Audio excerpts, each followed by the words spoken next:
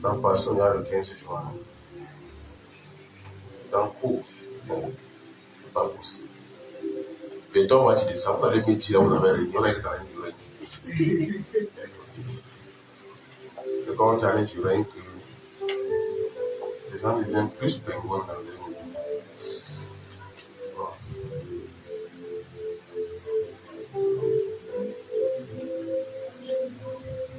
Parce que moi, je suis gentil avec vous.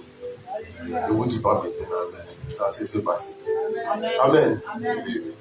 Moi, si tu veux régner, tu arrêtes simplement marron, tu vas régner. Ah, moi, tu n'as pas arrêté.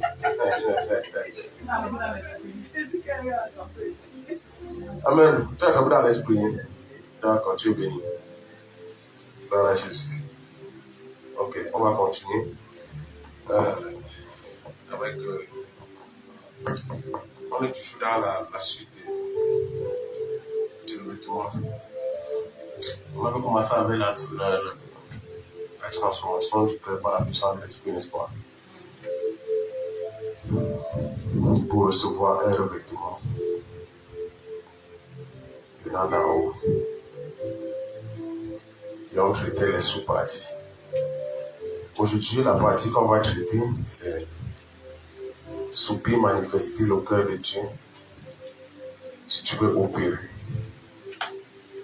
avec le revêtement. Je peux vous dire une chose, c'est que dans la vie, si tu vas aller loin, je dis bien si tu vas aller loin, il y a un prix à payer. Tu ne pars nulle part si tu dors. Si tu vas aller loin, il y a un prix à payer. Amen. Et dépendamment de ta disposition, c'est pas bien ta disposition, hein. Dépendamment de ta disposition, il y a des choses qui... Il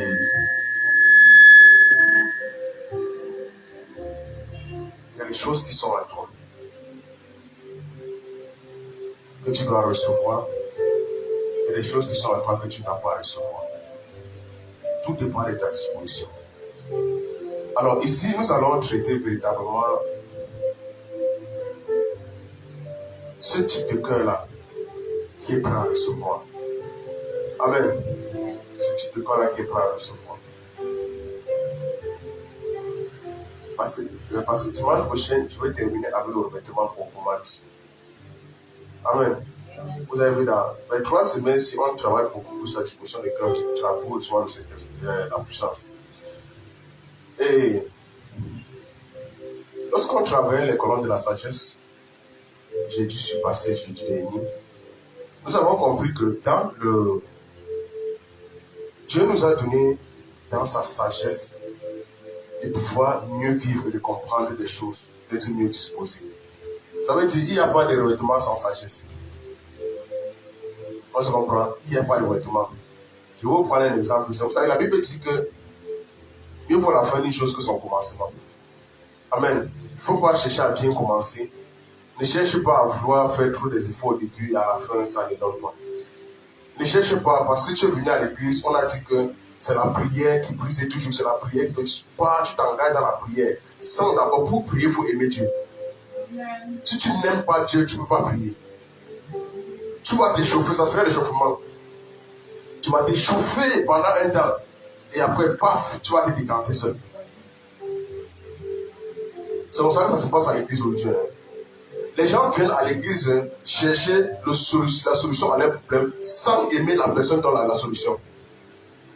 C'est pourquoi les ailes descendent. Si je te garantis, si tu commences à venir à l'église et que ton cœur n'est pas exposé à aimer Dieu, rassure-toi, ton zèle va partir. C'est pour ça que les gens qui sont morts, qui ont reçu le zèle même de Dieu, même s'il y avait quoi que ce soit, ils ne pouvaient jamais abandonner Dieu. Vous savez, Paul part jusqu'à nous dire qui nous séparera de l'amour. Même un peu Ecclésiaste 7, verset, à partir du verset 8 là-bas. Paul part jusqu'à nous dire qui nous séparera de l'amour de Dieu. Vous comprenez que Paul est en train d'entrevoir C'est-à-dire une attitude qui ne peut jamais nous séparer de l'amour de Dieu. Et il a envie de dire ceci, même pas les persécutions, les tribulations, même pas les accusations, même pas, peu importe la force, ça ne peut pas nous séparer. Mais aujourd'hui, on se rend compte que le manque d'amour fait refroidir la foi chrétienne. Amen.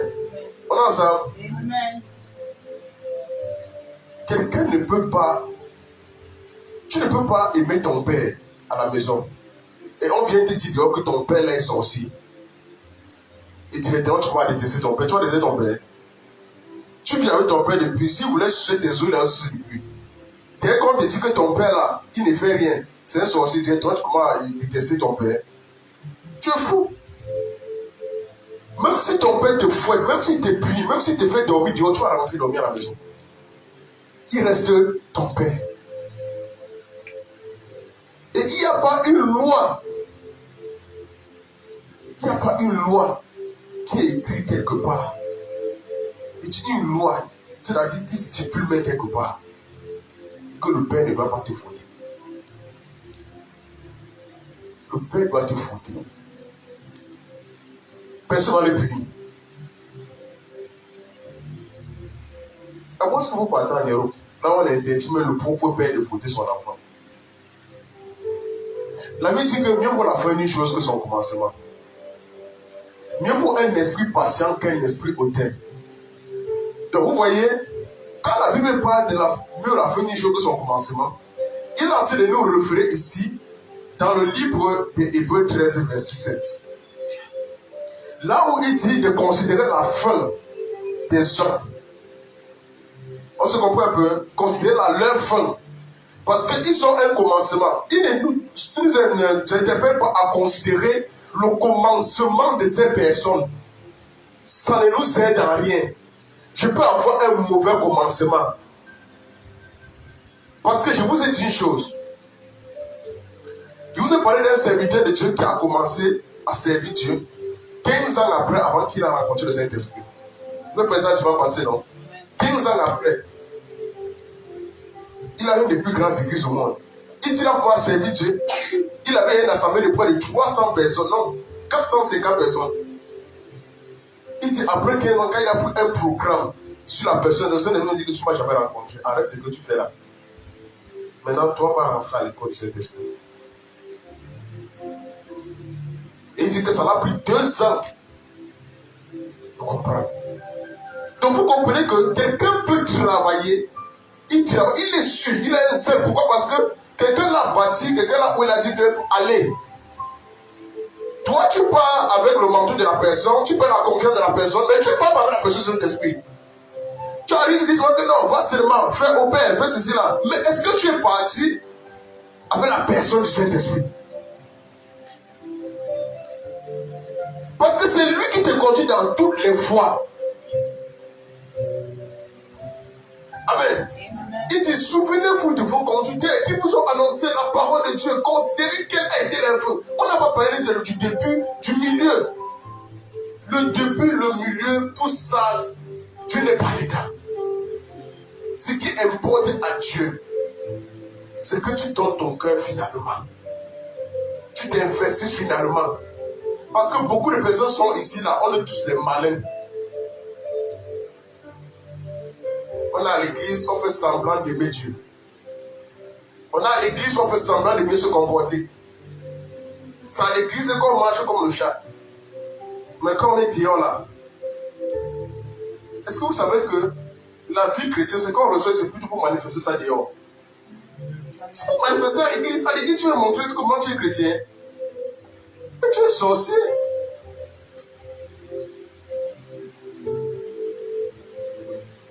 La fin, je pense que quoi? Regardez tous les parents de la terre. Lorsqu'un parent inscrit son enfant, quand le parent s'inscrit à l'école, ce qui est intéressant à la fin, c'est quoi? C'est pas le résultat. Il va te dire, joue comme tu joues là, monte comme tu descends là, cherche bien les femmes. À la fin, je veux le résultat. Il te dit, si tu échoues l'année prochaine, tu payes ta pension toi-même.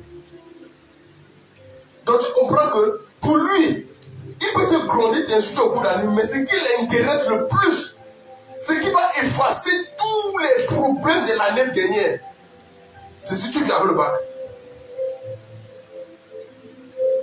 Si tu viens vers le bac, c'est là qu'il va se rappeler tout ce que tu faisais.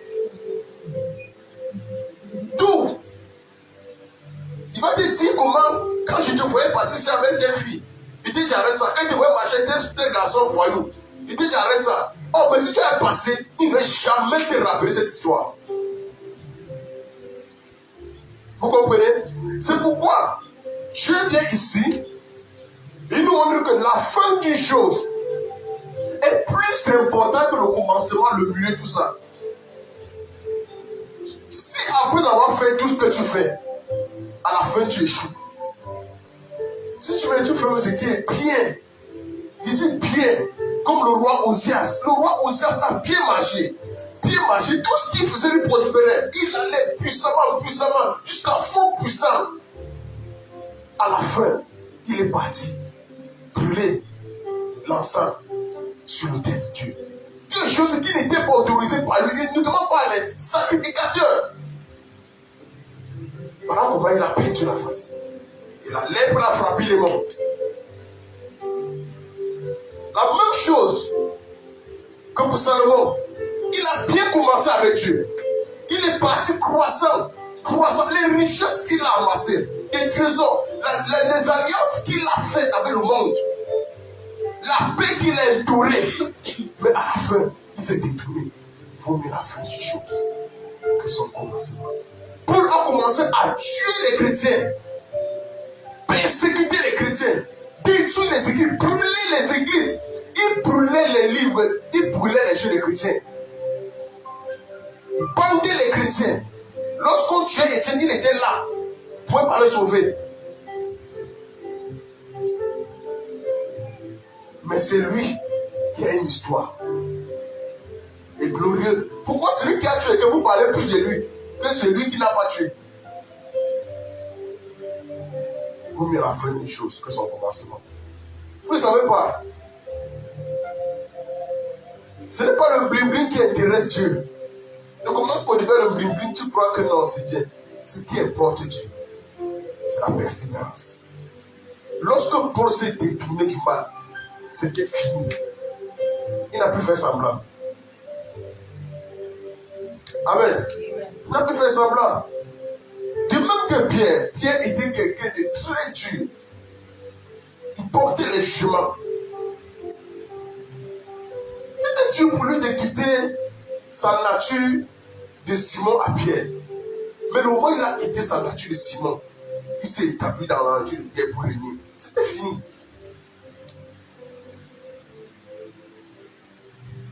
Amen. Reviens à Ézéchiel là. Reviens à Ézéchiel. Donc il demande d'imiter la foi de ces héros-ci là. L'Ecclésiaste. Il faut la fin d'une chose que son commencement, mieux vaut un esprit patient. C'est pour ça qu'on parle de la patience. Pourquoi? Parce que la patience va te permettre de pouvoir tenir face aux épreuves. Sois patient. Il y a des gens qui sont tellement impatients. Comme le roi Osias a été impatient, il est parti brûler les sacrifices. Il était impatient.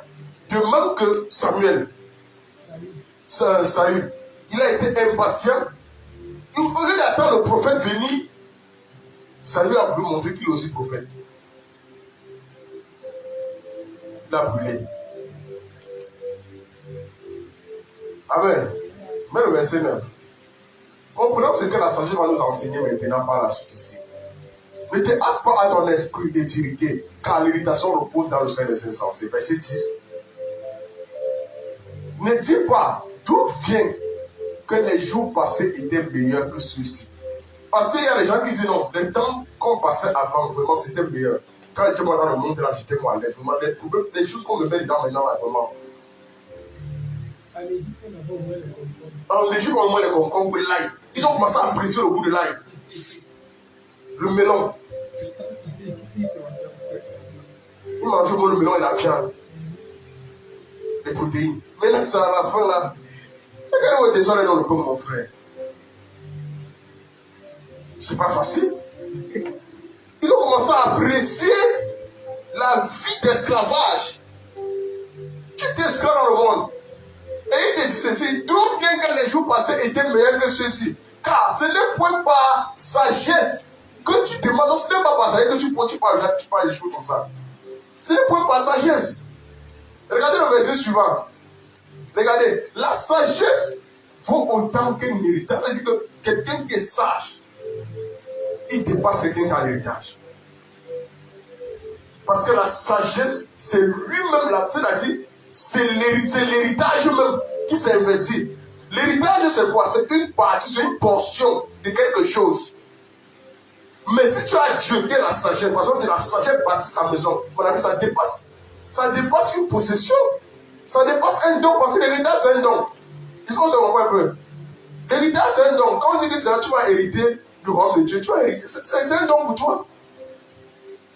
On dit que tu vas hériter des richesses de Dieu. Les richesses, ça sont des dons. Maintenant, si Dieu dit que non, tu m'as moi, mon ami, la sagesse, on dit que vaut autant qu'un héritage. Et même plus que ceux qui voient le soleil.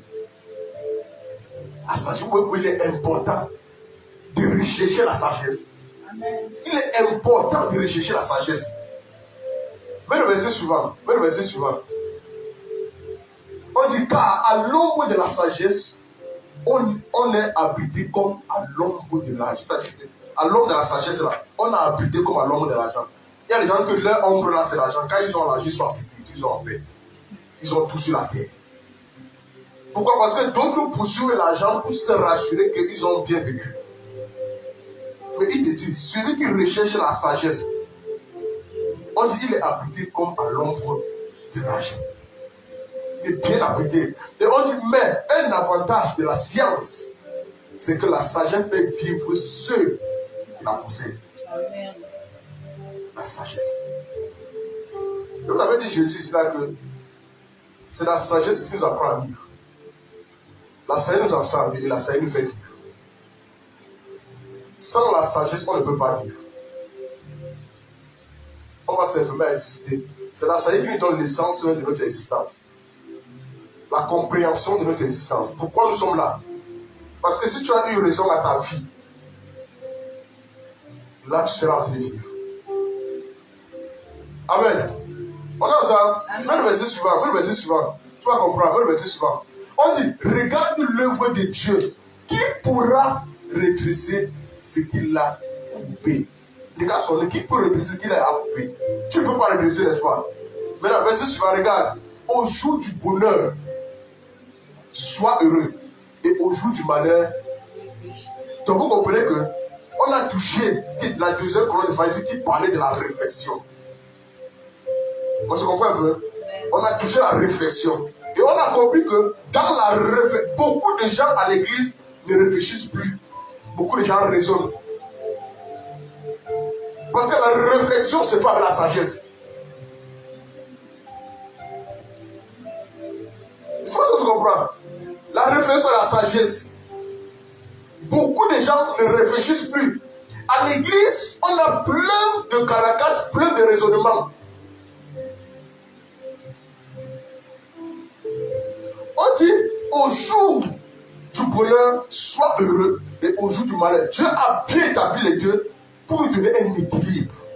Tu François, regardez bien. On dit, Dieu a fait l'homme comme l'autre, afin que l'homme ne découvre en rien ce qui sera après lui. En rien. C'est Dieu qui a fait. C'est Dieu lui-même. Il dit, l'homme ne doit découvrir en rien. C'est pour dire, il faut te faire comment ici là. Mon ami, tu peux être bien aujourd'hui, mais demain, un malheur te frappe. Et ça te frappe, tu es comme ça là. Même l'argent te dépasse à manger. Tu as l'argent, même il te dépasse. Tu es resté à voir l'argent comme ça, tu maigris. Et tu manger te dépasse.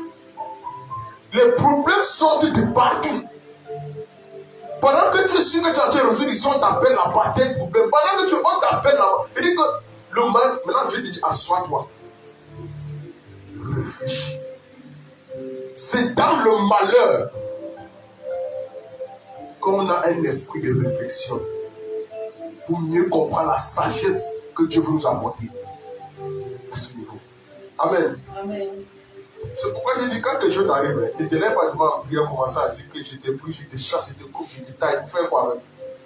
Tu peux les exercices compris? Réfléchis.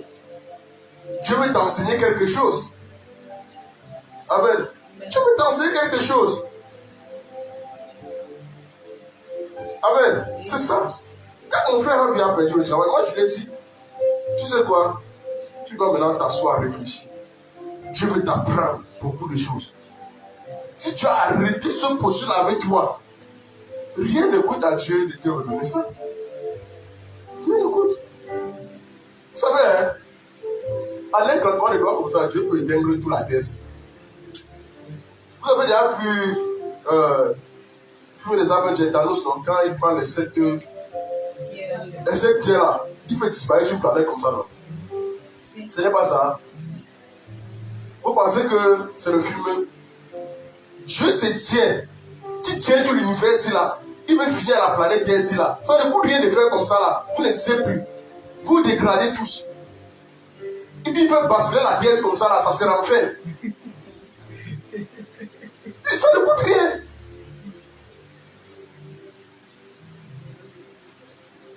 Mais je vais te dire une chose. Il y a les trésors que tu ne possèdes pas encore. Et la sagesse peut t'enseigner ça. Vous savez comment? Vous savez que beaucoup de gens meurent sans exploiter. Si vous demandez des personnes qu'on a établi au dépôt, Alassane Ouattara, toutes ces personnes-là, ils ont compris la sagesse de la possession devant Dieu. Ce n'est pas la magie. Lorsque Dieu nous fait quitter le royaume, le ciel, parce qu'avant de naître, on existait déjà. C'est pour ça qu'on dit que nous avons été prédestinés. C'est-à-dire qu'avant de naître, nous existons déjà. Maintenant que nous existons déjà depuis, Dieu nous fait quitter notre position. Il nous amène sur la terre. Et lorsqu'il nous amène sur la terre, il nous amène là où il a tout créé. Dieu a tout créé sur la terre, il a créé les richesses.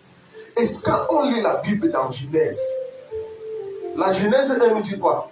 Il a séparé les eaux d'avant, c'est-à-dire les eaux d'avant et les eaux d'avant, n'est-ce pas? Ce n'est pas ça. Il y a une puissance qu'il a libérée des eaux. Maintenant, qu'est-ce qu'il fait?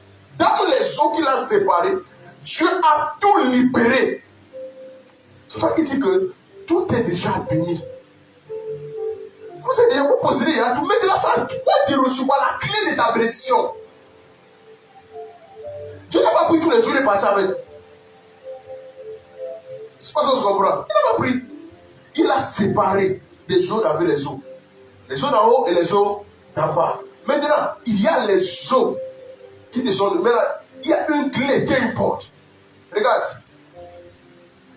La Bible dit dans Isaïe, ne mets pas Isaïe. La Bible dit dans Isaïe, c'est quel Hébreu? Là où il dit, les trésors de la mer se porteront, se tourneront vers toi, et les trésors de la terre. C'est dans Isaïe, vous pouvez un peu savoir.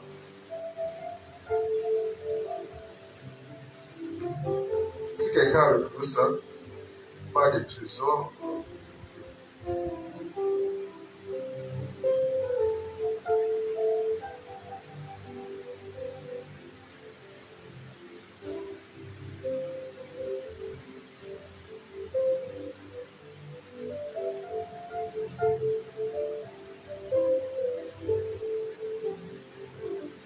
Parce que ça, c'est Ésaïe 60, verset 1, verset 5. C'est ça, n'est-ce pas?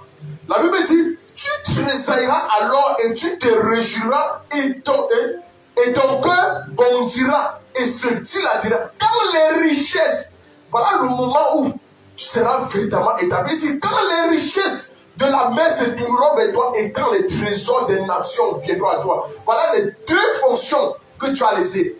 Alors, c'est le moment là que l'on sera véritablement établi dans les richesses. Lorsque j'avais entendu parler de ça à David, il dit que c'est le jour où il a compris ça, qu'il a possédé vraiment les richesses du monde. Et il dit, j'ai laissé l'héritage là à mes enfants et à mes petits-enfants. Il dit, même mes enfants. Et le fils lève debout est plus riche que son père. Son fils.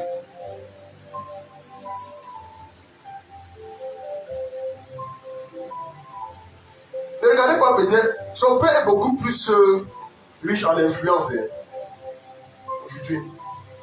Mais si vous perdez la possession là, le fils, c'est la magie. Le fils est en train de construire un temple seul. Il n'a demandé l'aide à personne. Seul. Qui a la taille d'un stade. Qui a la taille d'un stade. De près de, on a parlé de 80 000, c'est 80 places. Combien de places? Seul. Son père a dit que non, je lui ai dit à son père que non, laisse papa.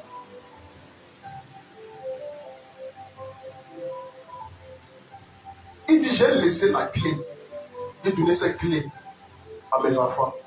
Et j'ai dit, c'est l'héritage qui va aller de génération en génération.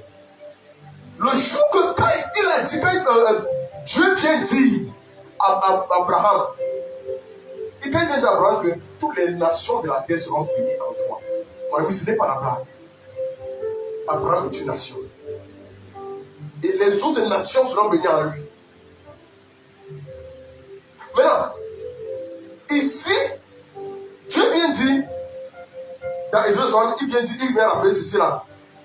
Il dit, tu te réveilleras alors et tu te réjouiras et ton cœur bondira et se dilatera comme les richesses. Donc, à un moment où tu seras vraiment en joie. Tu vois les petites richesses que tu as, les poubelles viennent tout le temps de créer tes richesses. Ce n'est pas encore la richesse. Tu ne peux pas avoir la joie en ce moment. Et c'est le moment où la mer se tournera vers toi et quand les trésors des nations viendront à toi, c'est quand ça va commencer à venir à toi. C'est là où. Donc, vous ne pouvez pas comprendre.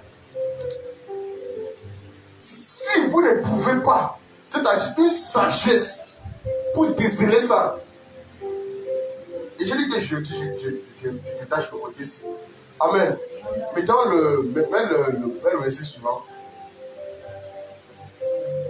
Il dit, j'ai vu tout cela pendant les jours de ma vanité. Il dit, il y a tel juste qui périt dans sa justice. Et il y a tel méchant qui prolonge son existence dans sa méchanceté. Vous savez pourquoi il dit ça? Vous savez pourquoi il dit ça?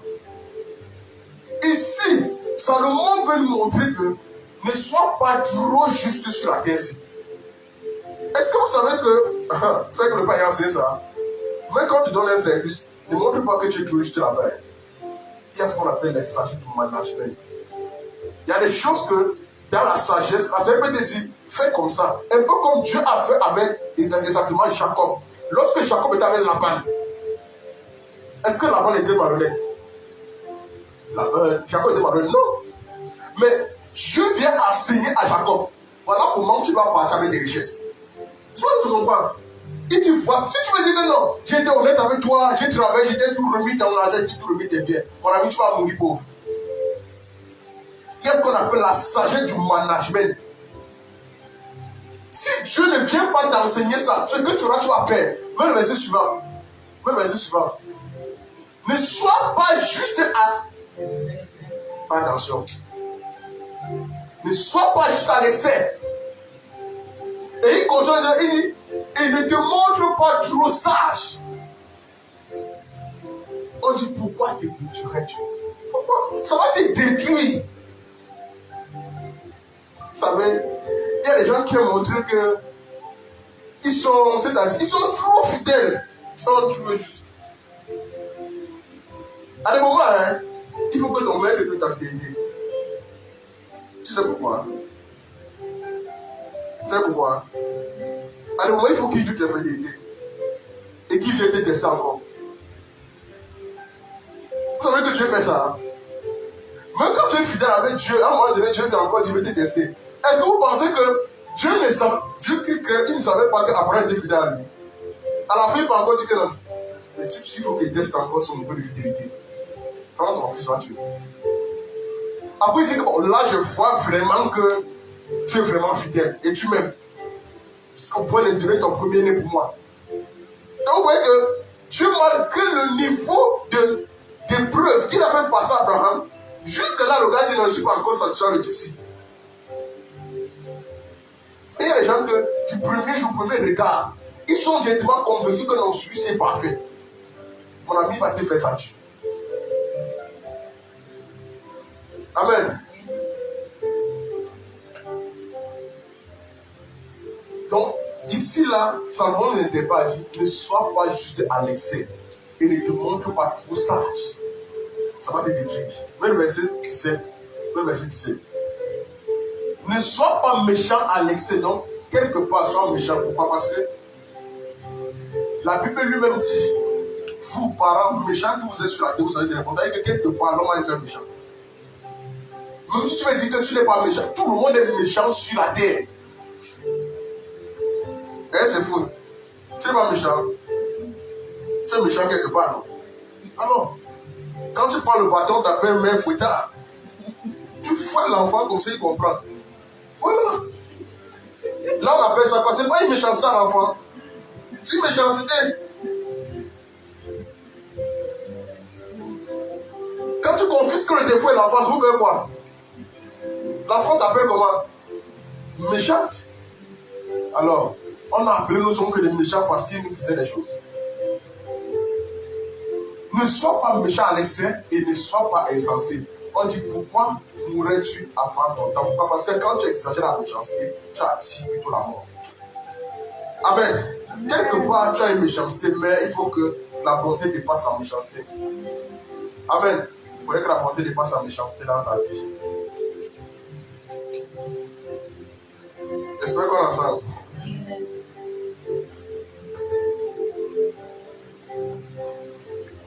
Dans la qualité de ta préparation, on va déterminer ton fondement. Vous savez, hein, le succès, c'est un événement, alors que la réussite, c'est une vie. Vous savez ça, non? Le succès, c'est un événement. La réussite, c'est une vie. On fait le succès. Vous savez, il y a des gens qui fêtent les... Vous appelez ça quoi?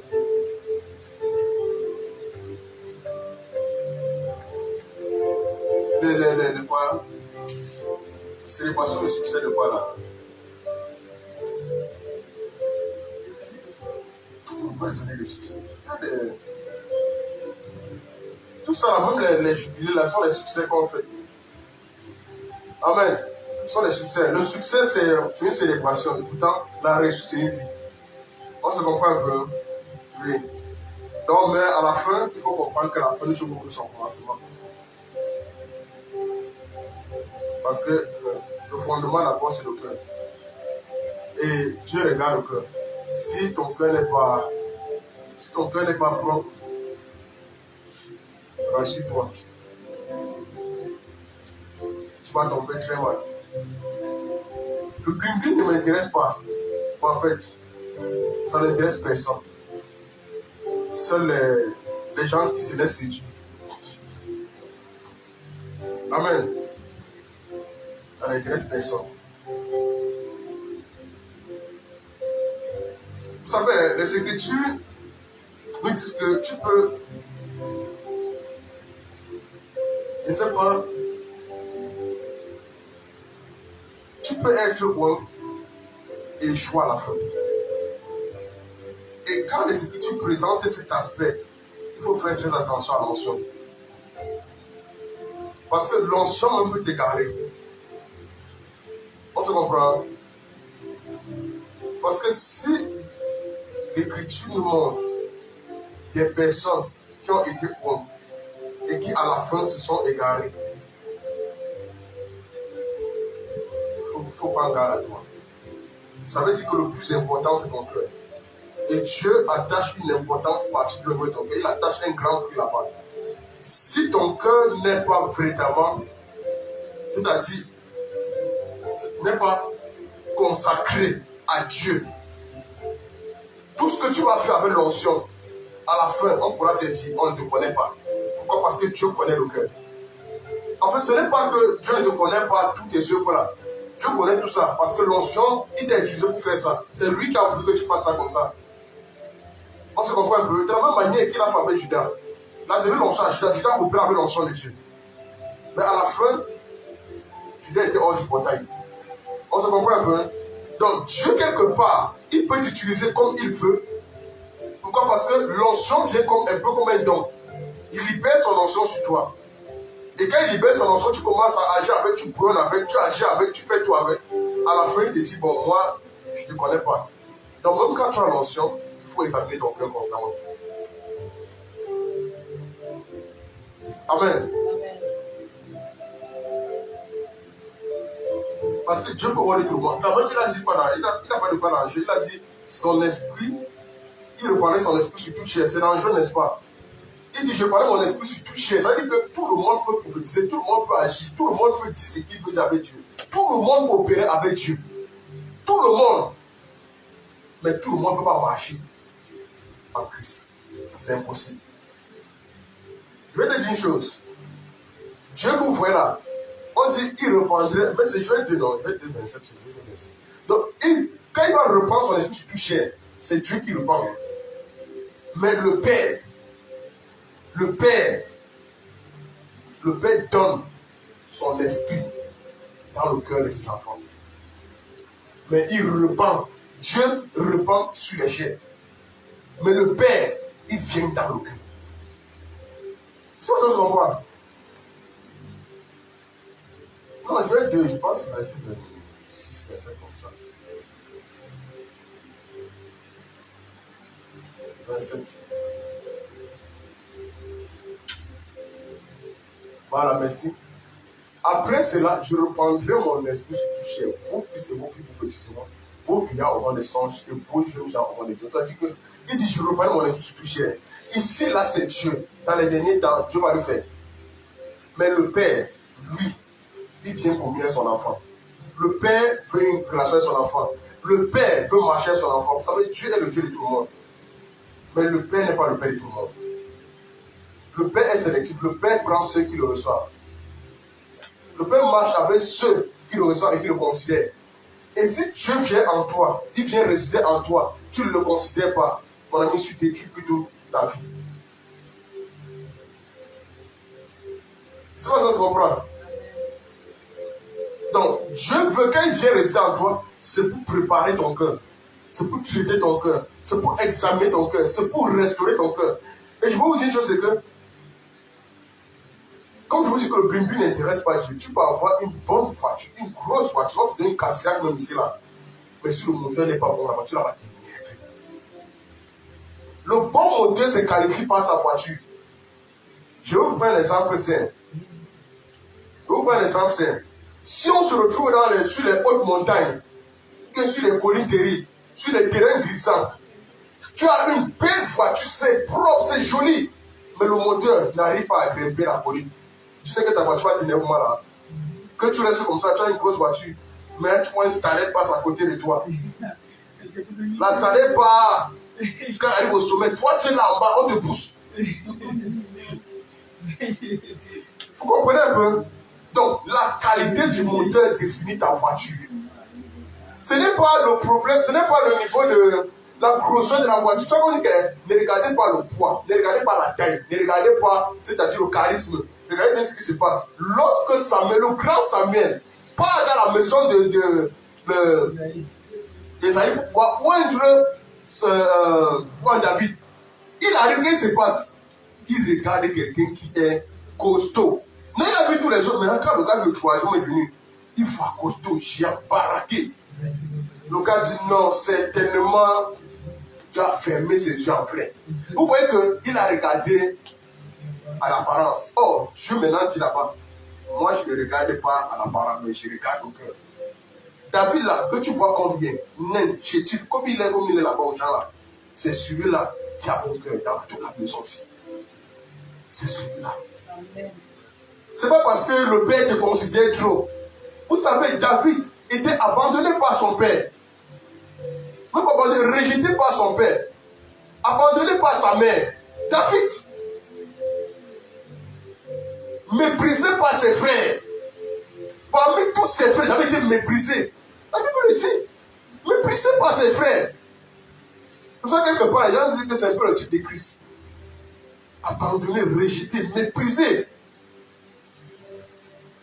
Et pourtant, c'est lui. Malgré tout le rejet qu'on a fait sur lui, David n'a pas éprouvé de haine envers ses frères, envers son père, envers sa mère. Personne. Il respectait tout le monde, il aimait tout le monde. Il avait bon que Dieu dit c'est celui-là que je vais voir. Dieu envoie Samuel que va me voir. Bon, je fais des jeux pour que tu parles multiplement si tu as vu la personne. Il arrive voir un baraquet costaud, chiant, beau. Lui, on avait des beaux cheveux comme ça qui descendent. Il dit non, c'est tellement ça, c'est un roi. Ce n'est pas ta taille, ce n'est pas ta corpulence, rien. Dieu regarde au cœur. Si ton essence n'est pas bonne, Dieu ne peut pas s'investir en toi. Pour recevoir l'investissement de Dieu, il faut traiter ton cœur. Amen. Amen. Il faut traiter ton cœur. On est ensemble? Oui. Et ceux qui veulent réussir vraiment dans la durée doivent se convaincre de pouvoir payer le prix. Si tu veux réussir dans la durée, tu dois te convaincre de payer le prix. Amen. Amen. De bien poser le fondement dans ta vie. Si le fondement n'est pas bien posé, tu vas regretter. Amen. Amen. Oui. L'important n'est pas d'avoir du succès dans la vie, hein, mais l'important c'est de réussir avec Dieu. Ok? Parce qu'une réussite sans Dieu, c'est un succès. C'est tout. Tu auras du succès, mais tu n'auras pas de réussite. Parce que le cœur que vous voyez là, c'est le ciel de tout. Le ciel des émotions, le siège des querelles, des prisons,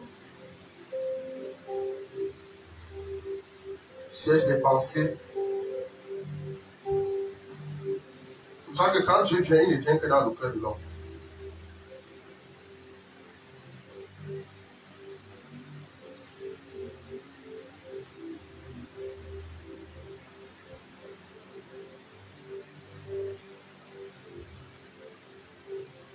On est ensemble? Amen.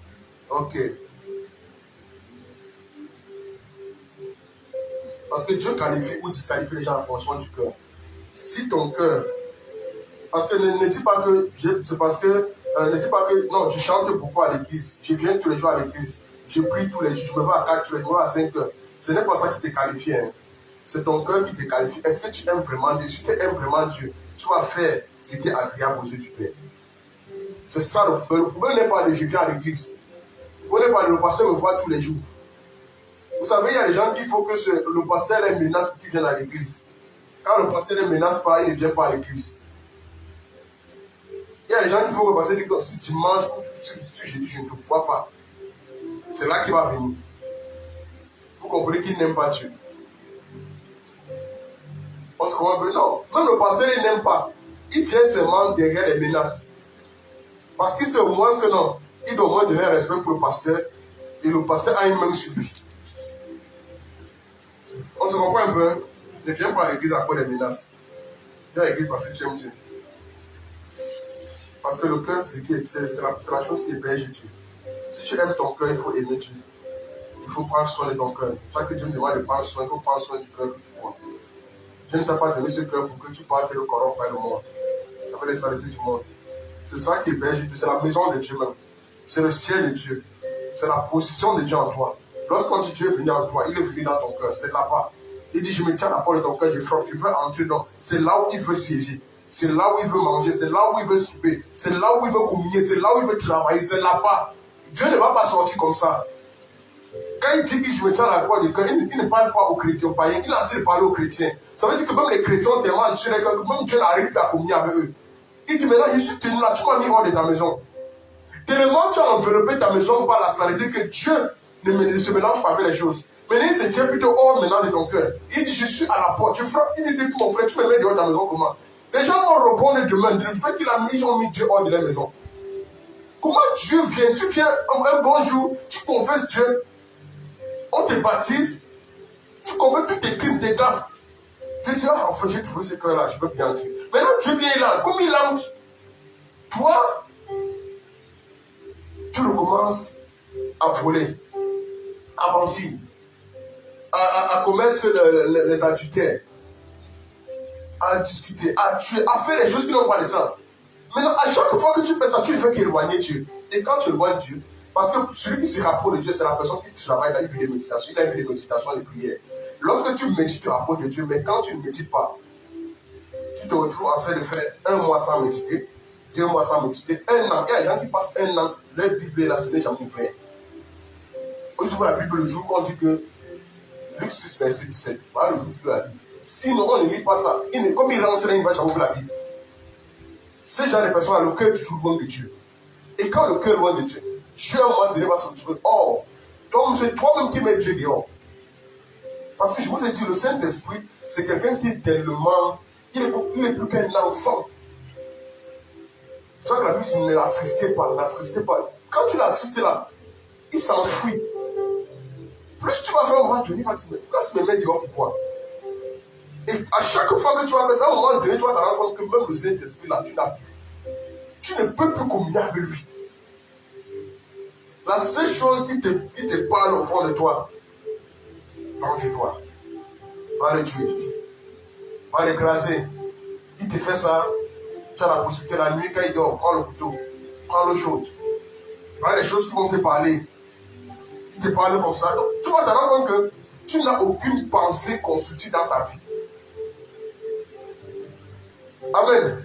Dès que le patron veut dire que s'amuse, je vais voler le patron aussi. Il ne me connaît pas. Je peux le détourner, je pars. En fait, les pensées commencent à monter concernant ton cœur. Comment quelqu'un peut vivre? C'est ça qu'on a dit que c'est pas parce que tu vis dans la maison d'un pasteur que tu as un cœur pur. C'est faux. Tu peux vivre dans la maison d'un pasteur, mais ton cœur est éloigné de Dieu. Très mal. Vous allez rencontrer que ceux qui vivent dans la maison des pasteurs, c'est ceux qui commettent souvent des gaffes qui n'ont pas de nom. Et vous savez, tellement les pasteurs sont ce qu'ils sont. Ils aiment pour vous les jeter des enfants dans la maison au point où ils hébergent des bandits, des escrocs, des affamés, des assassins dans leur maison.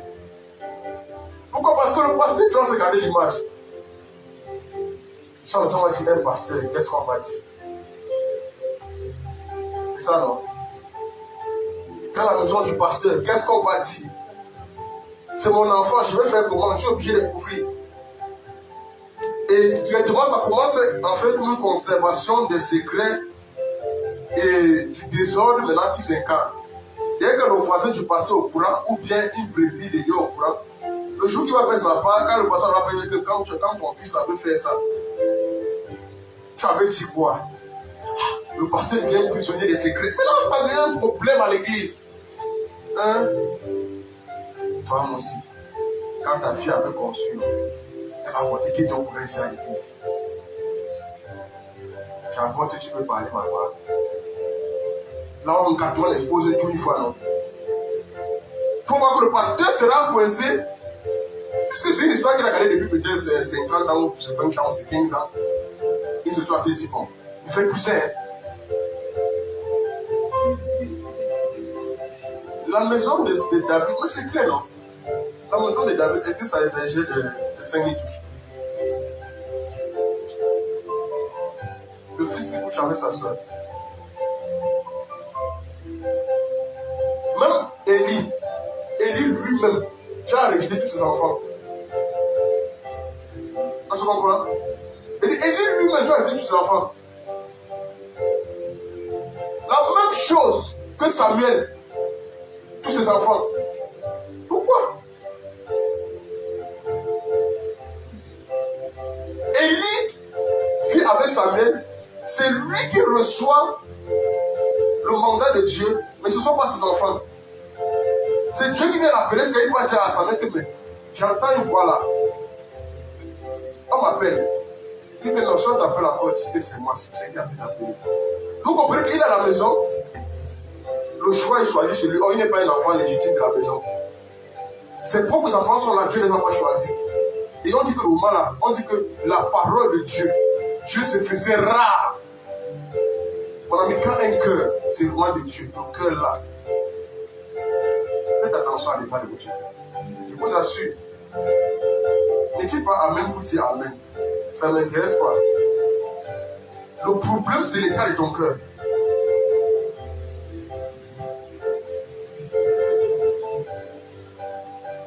Vous savez, la plus grosse crainte que tu as dans ta vie, c'est que le cœur de Dieu ne soit pas droit. Voilà la plus grosse crainte. Le problème du diable n'est pas l'onction. Porte l'onction que tu portes là, tu vas seulement... Tout ce que tu vas faire, c'est quoi? C'est juste te déranger pendant un temps.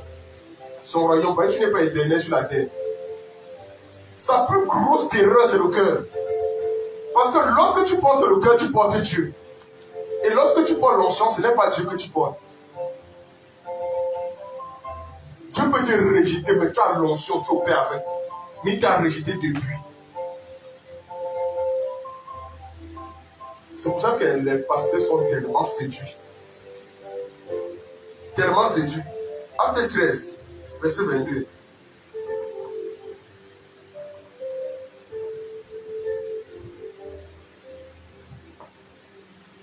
Parce que le cœur est gardé et conservé véritablement lorsqu'il y a le cœur de Dieu. C'est là où l'onction est gardée. Tu gardes une onction pure. Une onction vraie. Regardez un peu. Vous connaissez l'histoire de David et Saül, non? Comment Dieu rejette Saül et il prend David selon son cœur. Puis, l'ayant rejeté, il laisse susciter pour voir David. On dit, ok, il a rendu ce témoignage. J'ai trouvé David, fils d'Esaïe, l'homme selon mon cœur. On dit qui accomplira. Donc, on veut que c'est le cœur de Dieu, l'homme selon le cœur. C'est le cœur de Dieu qui accomplit tous ses desseins. Amen. C'est le cœur de Dieu qui accomplit tous ses desseins. C'est pourquoi lorsqu'il vient, il rejette Saül. On dit, puis l'ayant rejeté.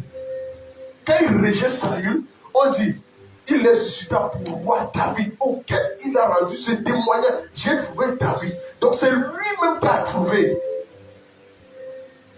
Donc vous comprenez que ce n'est pas parce que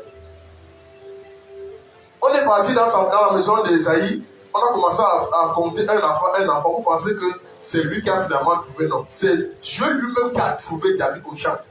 Il a dit que bon, ça c'est l'enfant de tel. Ce sont le troupeau de bêtes comme ça. Il dit bon, maintenant va là-bas dans sa maison. On va faire venir tous les enfants jusqu'à celui-là qu'on le fasse venir. Parce qu'il avait été rejeté. Il devait s'occuper des brebis au champ, toujours comme ça là. L'enfant souvent qui est inconsidéré dans la maison, c'est souvent l'enfant là que tu as apporté son choix. L'enfant que vous considérez souvent trop, non, celui-là non, c'est le bon bandit.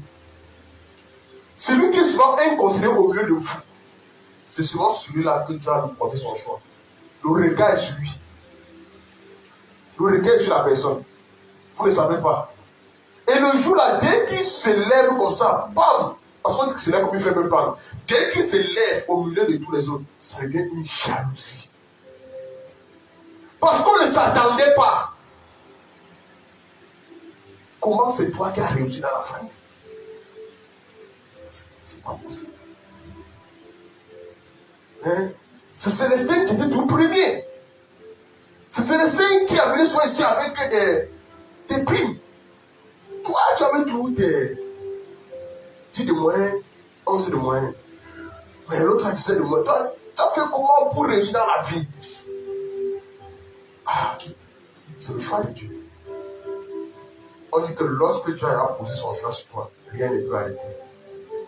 C'est impossible, rien ne peut arrêter. Même les paroles des parents ne peuvent pas arrêter le choix de Dieu. C'est impossible. Amen. Amen. Donc lorsque prie seulement d'avoir un cœur selon le cœur de Dieu, il faut travailler ton cœur. Ne cherche pas à avoir l'onction. L'onction va te garer pour rien. Vous voulez seulement le revêtement. J'ai dit que si tu pries, tu demandes le revêtement et que ton cœur est sale, sache que tu vas perdre à la fin. Je te suggère. Parce que l'onction seulement est donné ce qui peut être utilisé. Mais le cœur est donné pour vivre. Parce que le cœur signifie l'onction est utile. Amen. Oui. Le cœur est donné pour la vie. Mais Dieu peut t'utiliser sans prendre plaisir de toi. Mais Hébreux 10, 22 là-bas. Regardons très bien. Lorsque Dieu nous dit, il faut qu'on s'approche de lui avec un cœur sincère. Il ne dit pas ici qu'on doit s'approcher avec un cœur parfait. Approchons-nous avec un cœur sincère. Le cœur sincère, c'est un cœur qui est vraiment vrai. C'est un cœur qui est honnête. Ça veut dire le cœur sincère, c'est un cœur qui dit la vérité. Le cœur sincère, vous savez que les gens qui aiment être parfaits, ils sont prêts à mentir pour garder les perfections devant l'homme. Mais devant Dieu, ils sont prêts à mentir. Ça veut dire quoi? On vient lui dire ici, tel a fait ceci. Il sait que le Père le considère toujours comme la personne qui est vraie, qui est vraiment parfait à la maison. Quand le Père lui dit, mais est-ce que tu as fait ça? Il dit, mais il ment. Donc ça dit, vous voyez le genre de personnes qu'on a déjà en train de voler, même dans ma vie. Mais il ment que ce n'est pas sa main. Il te démontre que ce n'est pas sa main que tu as vu. Jusqu'à toi, tu restes. Il y a un monsieur, je peux vous assurer, c'est vrai. Il y a un monsieur, je vous assure, hein, il te démontre que ce n'est pas sa main. Et quand tu commences à réfléchir que tu es fou. Le monsieur là, on l'a, c'est-à-dire, il vient arrêter un autre monsieur, on lui dit que mon ami, mon argent, tu me dois. Il devait le monsieur là, un truc comme 200 000. Le monsieur là ne pouvait pas plus payer. Il a rempli son argent, parce qu'il a dit que c'est sûr que tu es un homme fou. Après le gars est parti, il a dit que ça peut être une flèche. Donc, pourquoi? Donc, le monsieur a prouvé, démontré, donné. Je t'ai rencontré tel jour, comme ça là, je t'avais donné 50 000. Tel moment, je t'ai donné. Comme ça, le gars il a mis des dépôts comme ça là. Il a dit que non, tu vas donner mon argent, il y a longtemps. Il dit, mais je t'ai donné ton argent il y a longtemps. Longtemps comment le gars l'a prouvé. Quand le gars l'a prouvé, lui il a dit non. Depuis on me dit que tu te règles déjà. Je ne crois pas. Non, là je confirme, c'est vrai, tu te règles. Il faut que tu te fasses pas moi psychologue avec lui. Lui-même il est resté de commencer à dire je peux vraiment dérégler. Comment je peux arrêter des carreaux comme ça là? Qui me dit peut-être il a renoncé mon argent. Donc est-ce qu'il faut qu'il parle à côté psychologue? Donc lui-même, il pense c'est plus quoi psychologue. C'est ça qu'il est fou. Maintenant ça dit oublie déjà que c'est un problème. Un bandit peut te faire ça. Il te prouve que ce n'est pas lui. Pourtant il est là face. Mon ami, je connais des gens que tu attrapes main dans le sac en train de voler, comme ça là. Il va te dire que sa main c'est là. La main c'est ça. La tâche ce n'est pas sa tâche. Il va te prouver que ce n'est pas sa part. Ce sont les gens qui aiment garder leur état aux yeux des hommes. Il n'est jamais reconnaître. Or, la Bible dit approchons-nous avec un cœur sincère. Quand tu as péché, tu approches du Seigneur. Vraiment, j'ai péché. J'ai péché, je vais me repentir.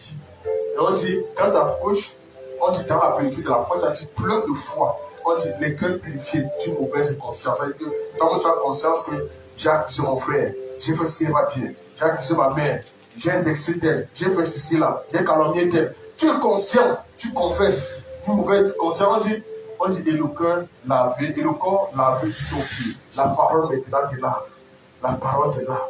Pourquoi? Parce que lui, tu as pris conscience. Dès que tu as médité la parole, tu as pris conscience que tu as vraiment péché, ce n'est pas bien. La parole de Dieu doit venir maintenant me travailler. Ça doit me traiter. Ça doit me traiter. Amen. C'est ça le problème. Ce n'est pas, on ne demande pas d'avoir un cœur honnête, un cœur parfait. Il faut avoir un cœur honnête, sincère, vrai. Sois véridique. C'est ça que Dieu veut. Lorsque David péchait, on dit quelqu'un, Dieu vient dire que David n'a jamais péché. Et pourtant, David était le plus grand pécheur. Parmi tous ces gens, David péché. David prend la femme de quelqu'un, il tue l'homme, il l'enseigne. Hein? Ça ne suffit même pas. Quand la femme, quand la femme, Dieu tue l'enfant, il bombarde encore. Mais Dieu dit qu'il n'a jamais péché. Bon, toi, tu alors qu'il a péché. Tu alors, il est sincère devant Dieu. Ce qui est bien sûr, c'est que le gars reconnaît lui. Il reconnaît. C'est pour ça que quand tu as un enfant qui commence déjà à mentir, à tourner, mon ami, il faut faire attention. L'enfant là, c'est prendre un chemin grave. Je préfère un enfant que quand tu l'attrapes, il est les deux mains comme ça, qu'il vraiment. Il est lui sincère qu'il a volé. Mais qu'un enfant que tu l'attrapes, il a un pied de 100 francs, mais il te dit que ce n'est pas lui. Que l'argent, si c'est l'argent, son ami m'a dit, toi tu sais que l'argent, c'est jouer dans les mains, il te dit que l'argent, c'est l'argent, mon ami. Amen. Oui. Le vol là, ça sort même d'où? Hein? Je me souviens le jour que Ibrich avait volé 10 francs, je me suis dit, super. Le jour qu'il a volé 10 francs, non, souviens-toi bien. Il a volé 10 francs. Ulrich a fui la maison le jour là. Il savait que le père va le tuer. Il voit le père, il passait le petit. L'enfant là, il parle toujours. Allez me chercher l'enfant là. Jusqu'à ce qu'on a envoyé 2 personnes sur lui. On a arrêté Ulrich. Lui, on sait quelqu'un qui ne veut pas rentrer là. Il avait à pleurer tous les larmes du corps. Il a eu le père dit, mais c'est quoi? Tu pleures quoi? Tu fuis quoi? Tu fuis qui? Il pleure seulement. Tu fuis qui? Jusqu'à la fin, il dit, et ce que tu vas me taper. Taper qui tu as fait quoi? Il dit que j'ai volé 6 francs. Ouais, le père là-bas. Le père a ri là-bas. Le père a ri. Le père a pris 100 francs. Le père lui a donné. Et le père a encore pour l'argent. Il a dit qu'allez acheter le gâteau, j'ai le dos dans la masse. Donc le père a ri l'affaire là, mon frère. Donc, vous comprenez que l'enfant a conscience qu'il a fait ce qui n'est pas bien. Il a fui. Maintenant, il ne peut plus rentrer à la maison. Il était à 18 ans. Il ne peut pas se voir avec comment. Tu te traînes. Si même la nuit, tu tombes, la première fois, tu ne peux pas y aller arrêter l'enfant là. Il ne peut pas que mon enfant devient fou, c'est pas au courant. C'est là qu'on l'a traîné à la maison comme un bandit. Il est à la maison, c'est quoi? Il pleure, c'est quoi? C'est quoi le père va me tuer? C'est quoi? Il a voulu dire, le père arrive sur le canapé comme ça, ça fait. Vous comprenez que c'est mieux d'avoir un enfant conscient. Je vous assure. Si vous avez un enfant conscient, il sait au moins que ce qu'il fait pas bien. Mais 1 Timothée à la verset 5. Il sait au moins que ce que j'ai fait n'est pas bien. Il est conscient de cela. Donc approchons-nous avec un honnête, sincère. Un cœur vraiment qui te fera réussir. Et le cœur qui te fait réussir, c'est un cœur qui ne cache pas la vérité. Qui se fait la vérité. Parce que ceux qui ont le cœur pur, ils arrivent toujours à discerner quand Dieu agit. Vous avez bien Timothée 1 verset 5.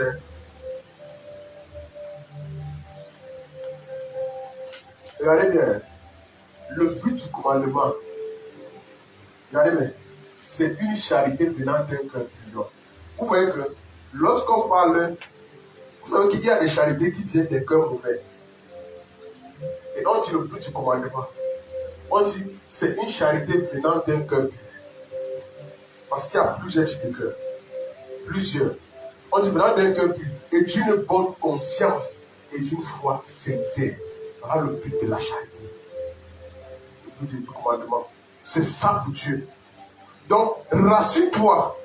Lorsque tu entreprends ta marche avec Dieu, rassure-toi que le but qui t'est exigé, qui t'est demandé, qui t'est commandé, c'est d'avoir un cœur pur. Une conscience. Il faut que tu être conscient de tes actes. Et troisièmement, il faut avoir une foi sincère. Que quand tu viens devant Dieu, tu approches de Dieu avec un cœur sincère. Donc rassure-toi que les trois actions se trouvent dans ta vie. Les 3 fondements sont établis en toi. On dit qu'il faut avoir une bonne charité venant d'un cœur pur. On dit une bonne conscience et une foi sincère. Il faut que ces 3 fonctions se retrouvent en toi. Qu'on puisse localiser ça en toi. Que nous apprécions ça une foi sincère. Malgré tout ce qu'il fait là, non, quand il vient, il est sincère. Malgré tout ce qu'elle fait là, non, quand elle aime vraiment. Quand il aime vraiment. Et il est tout conscient de ses actes. De ses erreurs. Il y a des gens qui ne sont jamais conscients de ça. On dit, est-ce que tu as même mesuré l'ampleur de lui? Lui, il s'en fout. Donc, il s'en fout. Amen. Amen. Que Dieu vous donne d'avoir un cœur pour moi, pour le nom de Jésus. Amen. Amen. Mets 1 Pierre 1, 22 là-bas. vos capacités que vous avez là. Non, je ne savais pas. Hein. J'ai fait ça sans voir. Donc, il y a un langage qu'on aime trop dire. Il ne pensait pas, c'est ça, non? Il ne pensait pas, c'est le diable. Et pourtant, ça vient de toi. Donc, le diable est venu là utiliser ta main, ta tête, quand tu ne le sais pas. Oh, la Bible nous parle de la sagesse, nous parle de la réflexion. Toi, tu dis que je ne savais pas. Tu savais, tu es conscient, tu es un bandit, tu es un voleur. Je reconnais que tu es un bandit, mais qu'il y a un problème. C'est tout. Non, j'ai fait ça, je ne savais pas. Hein.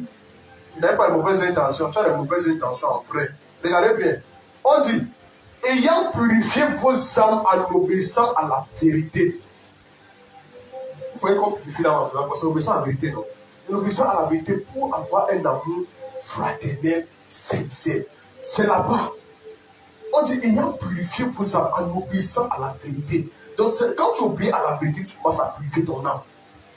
Tu purifies ton âme pour avoir un amour fraternel, sincère. Mais il y a des gens qui n'ont pas d'amour. Je dis, mais les gens. Je dis les gens pourquoi? J'ai peur de vous. Vous n'avez pas d'amour sincère.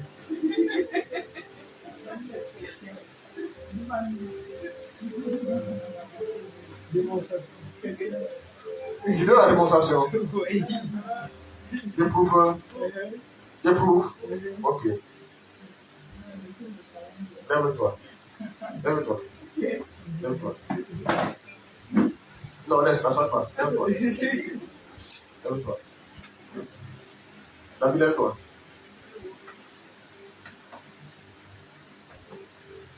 Venez me diriger. Regardez la porte là-bas. Regarde la porte. Regardez là-bas. Collez pour le dos. Maintenant, prends sa main. Voilà, prends l'autre côté. Attention. C'est bien attrapé, n'est-ce pas? Ok. Essaie de regarder ta pouvoir. Donc, regarde-le bien. Si tu veux regarder, qu'est-ce qui va se passer? Non, regarde-le. Je veux que tu réussisses à le regarder. Non, regarde-le bien.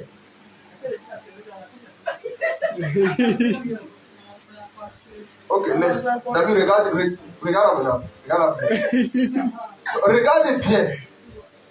Est-ce que tu arrives à la fois? Tu arrives à la fois, non? C'est ça, non? Ok, maintenant, détachez-vous. Restez comme vous êtes là. Maintenant, regardez là. Regardez-la bien. Regardez-la. Voilà. Maintenant, pour bien la regarder, tu es obligé de tourner, n'est-ce pas? C'est ça, non? Ok. Et maintenant, si on devait te regarder, elle va faire comment? Tu es obligé de tourner, non? Tourne-toi. Tourne-toi. Ok. Regardez très bien ce qui se passe. Vous savez pourquoi beaucoup de mariages sont des mensonges? Regardez bien. Retirez ça, retirez ça. Ça m'aide pas mal. Retirez ça. Je vais vous expliquer quelque chose. Dans le mariage, vous allez comprendre que vous n'êtes pas sérieux. Retirez ça.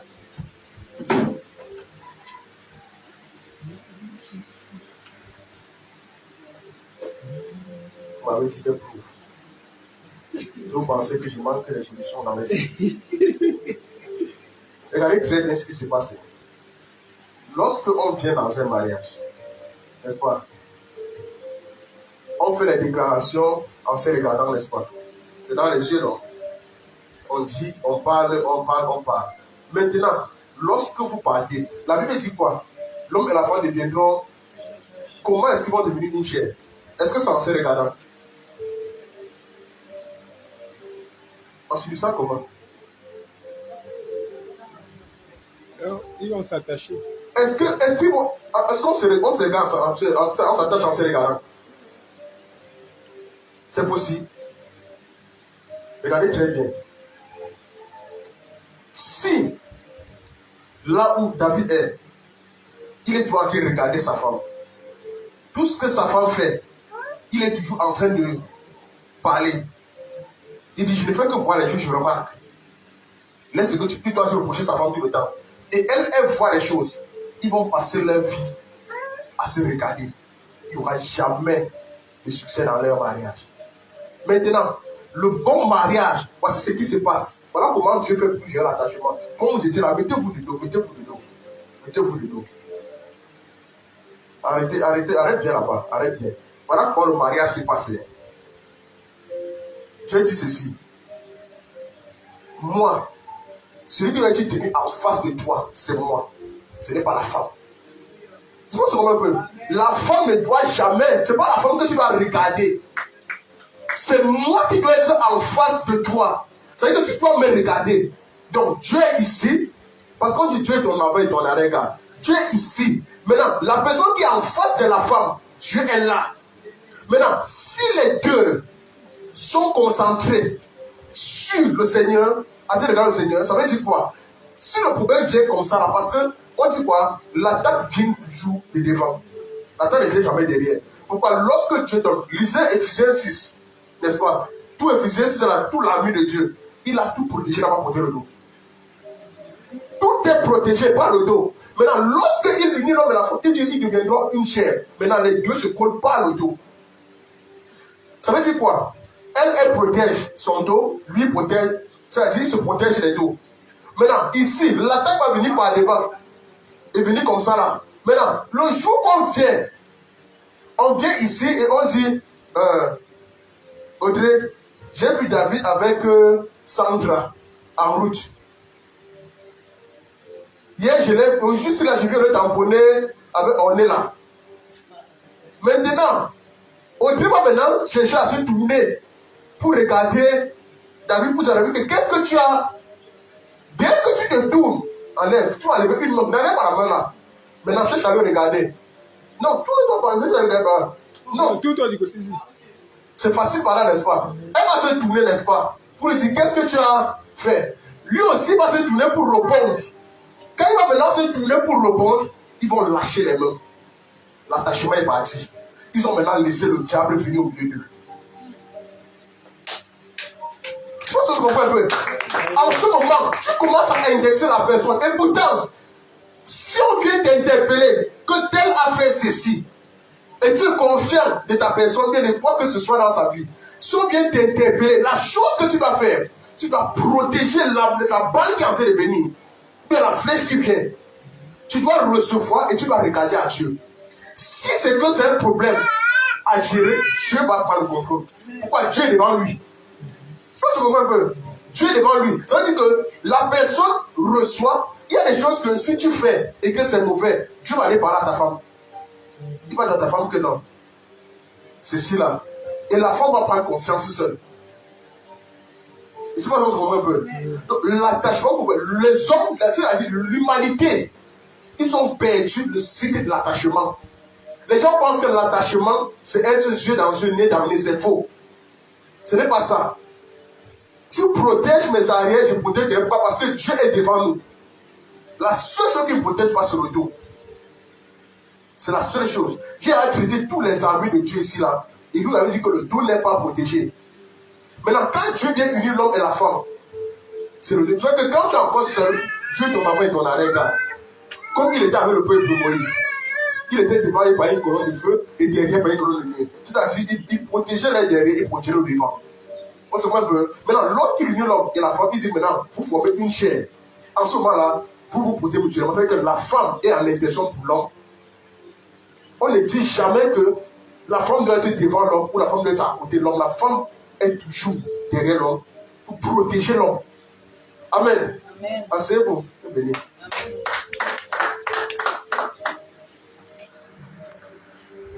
Vous voulez justifier les choses qui vont vous dépasser.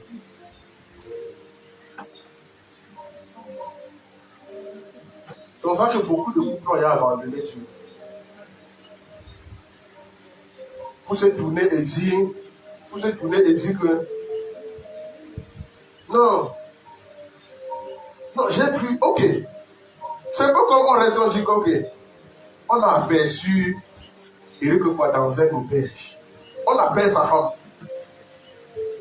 Comme sa femme n'est pas voilà, quelqu'un pour créer le trouble. Si sa femme regarde plus à son mari, elle ne regarde pas à Dieu, elle va prendre le téléphone après le mari. Qu'est-ce que j'apprends là? Tu es où? Dis-moi que c'est faux. Ce que j'entends là. Tu attends quoi? On a blessé. Pourquoi? Parce qu'on a blessé son âme. Tu comprends? Oh, si elle se tourne, elle dit Père, c'est ton fils. Je suis ici. Je ne suis pas omnipotent, je ne suis pas omniprésent. C'est toi qui l'as envoyé là-bas. Précède ses pas. Va l'avertir si c'est le cas. Si ce n'est pas le cas, détourne-le des mauvais yeux. Tu vas voir ce qui va se passer. Je t'assure. Tu vas voir. Le jour que toi, ils vont t'appeler, dès qu'il va t'appeler, il va oublier tout ce qu'il voulait te dire. Il voulait mentir, non? Mais qu'est-ce qu'il voulait m'avoir dit? Il va oublier. Parce que c'est le mensonge qu'il voulait te rapporter. Que Dieu purifie vos cœurs. J'ai dit 1 Timothée, n'est-ce pas? Oui, c'est ça. Ayant purifié vos cœurs, vos âmes en obéissant à la vérité, pour avoir un amour fraternel, aimez-vous ardemment les uns les autres de tout votre cœur. Voilà ce que je vous demande. Vous aimez vraiment ardemment les uns les autres de tout votre cœur. Et si vraiment le fondement est établi, je vous assure, il n'y aura rien qui peut vous arrêter. Rien. En réalité, si vous avez exhorté sur l'amour, le document à bord de la tour de Babel, n'est-ce pas? Amen. Vous avez parlé de comment est-ce que, avec ce document à bord, il était prêt à toucher Dieu. Jusqu'à Dieu a dit qu'allons les confondre. Allons disperser les langages sur la terre. Parce que vraiment, si les gens sont unis comme ça, nous sommes cuits. Donc vous comprenez que l'union fait la force. Donc dans l'union, il y a quelque chose qui symbolise. Et je peux vous dire une chose.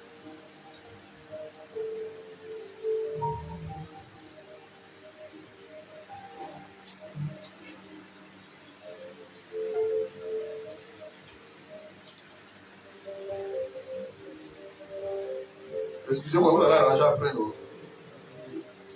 C'est ça, non? Donc, est-ce qu'on veut bien attacher ça? Est-ce qu'on va mettre ça comme ça? Mais si on met comme ça, c'est plus évident, non? D'attacher, non? Mais si on met comme ça, est-ce que c'est plus évident d'attacher? Supposons que c'est dur, c'est le poids qui est solide, avec des branches, comme ça, là. Si tu vas attacher, tu vas mettre comment? De face ou de dos? C'est le dos, non? Ce n'est pas ça, hein? Même quand tu es au champ, tu vas attacher le poids. C'est le dos que tu mets, non? Parce que tu cherches l'endroit le plus évident qui va se toucher, où tu pourras facilement attacher, non? C'est ça, non? C'est comme ça qu'il y a attachement dans ta vie. Hein? C'est pas ça que je comprends un peu. C'est comme ça qu'il y a attachement. Ça veut dire quoi? Les erreurs de ton mari, la femme protège. Les erreurs du mari, la femme protège. C'est comme ça que l'homme est prêt à couvrir sa femme partout. Et la femme est prête. Il y a des gens qui ne voient jamais les erreurs. Comment est-ce que tu vas voir les erreurs de ta femme si ta femme est derrière toi? Parce qu'on dit derrière un grand homme se cache. Et derrière un grand homme se cache un grand homme. C'est comme ça qu'on va du derrière.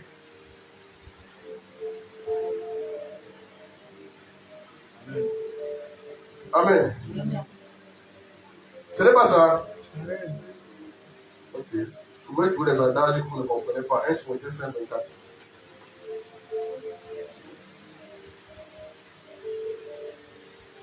Vous voulez avoir les cœurs sincères. Vous pensez que c'est en priant que vous aurez le cœur sincère. Ce n'est pas en priant qu'on a le cœur sincère. Pour avoir un cœur sincère, ça demande une décision. Ce n'est ni une prière, ce n'est ni une action, c'est la décision. Amen. C'est une décision, c'est un choix. C'est un choix. Regardez bien, regardez. Les péchés de certains hommes sont manifestes. Sont manifestes. Même avant qu'on les juge. On dit tandis que chez d'autres, ils ne se découvrent que dans la suite. Verset 25.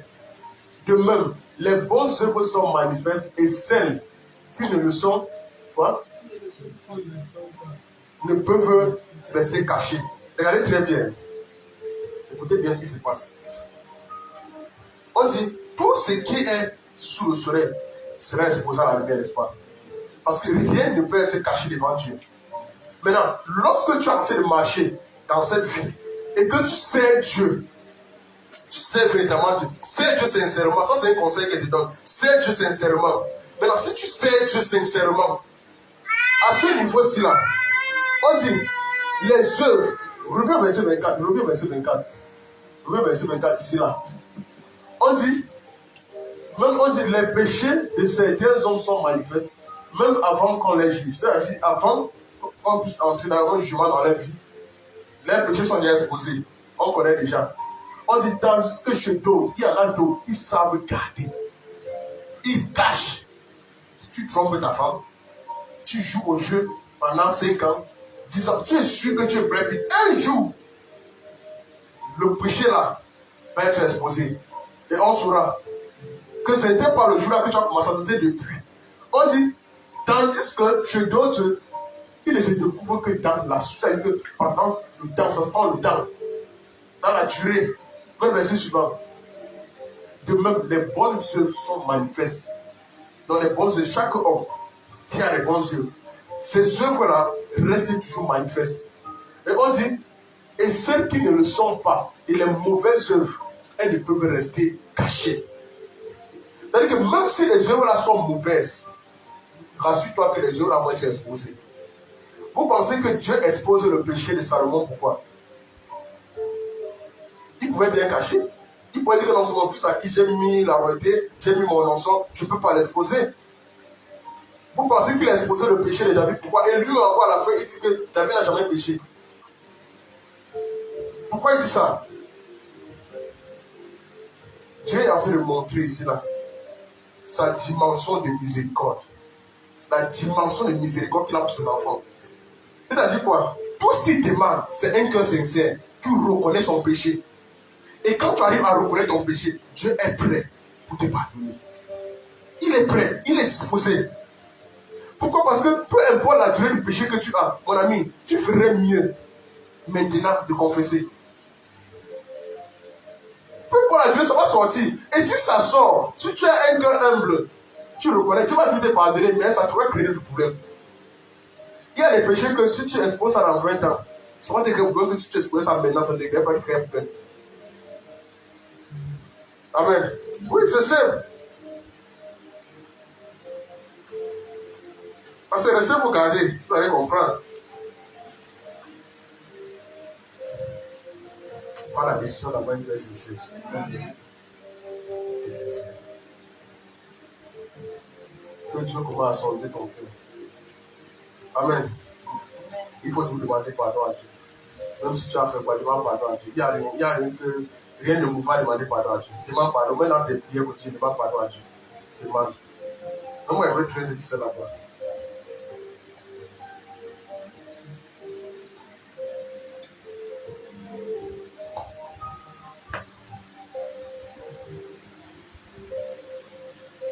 Laisse Hébreux 13 verset 17. Même plutôt Exode 29. Exode 29, partie verset 4.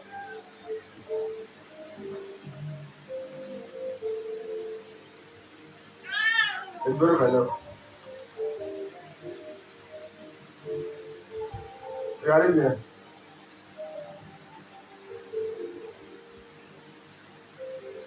Regardez bien. Tu feras avancer Aaron et ses fils vers l'entrée de la tente d'assignation et tu les laveras avec de l'eau. Regardez très bien. Tu les feras avancer. Reviens d'abord. Tu feras avancer Aaron et ses fils vers la tente, vers l'entrée de la tente. Retenez bien l'entrée de la tente, n'est-ce pas? Vers l'entrée de la tente d'assignation. Regardez très bien. On dit tu les laveras avec de l'eau. Vers le verset 5. Vers le verset 5. Tu prendras des vêtements et tu revêtiras Aaron de la tunique. On dit de la robe de l'épaule. Et tu prêteras lui. Et tu mettras sur lui la ceinture de l'épaule. Vers le verset suivant. Tu poseras la tiare sur sa tête. Je vous ai expliqué ce que la tiare ici, non? Tu poseras la tiare sur sa tête et tu placeras le diadème de sainteté sur la tiare. Donc c'est sur la tiare qu'on pose le diadème. Les gens qui disent que non, je vois déjà, si on voit le diadème, on ne voit pas la tiare, c'est que ce n'est pas le diadème de Dieu là-bas. Le diadème est posé toujours sur la tiare. Mais le verset suivant. Tu prendras l'huile d'onction et tu le prendras sur sa tête tu loindras. Tu vas dire, tu feras approcher ses fils et tu les revêtiras des tuniques et tu mettras des ceintures. Donc vous comprenez que tu mettras des ceintures à Aaron, tu mettras une ceinture à Aaron et ses fils et tu attacheras des bonnets aux fils d'Aaron. On dit quoi? Tu mettras une ceinture à Aaron et ses... Et maintenant au reste, on dit quoi? Des bonnets aux fils d'Aaron. On dit le sacerdoce leur appartiendra par une loi perpétuelle. Tu consacreras donc Aaron et ses... Si je porte la couronne, vous portez la couronne, c'est faux. Mais la Bible est claire. Je ne fais pas des petits des points comment. Regardez très bien. Je viens, il dit à Aaron, il dit, lui, Aaron, il aura une ceinture et ses fils. Il aura quoi? Aaron aura quoi? Le diadème sur la tiare. La tiare, le diadème. Maintenant, les autres, c'est quoi? C'est le bonnet. C'est pas tout le monde dans l'église qui a la couronne. Il y a des gens qui, quand on couronne, c'est des bonnets. Bon, tout n'est pas que les cœurs des gens. Si on dit bonnet à l'église, ça va énerver les gens. Si tu as quelqu'un qui boit avec ton bonnet là sur la tête, tu dis, papa, c'est pas la bagarre que tu vas déclencher, le père. C'est la bagarre. Au pourtant, c'est. Mais c'est. Attends. C'est pas la Bible. C'est le bonnet, non?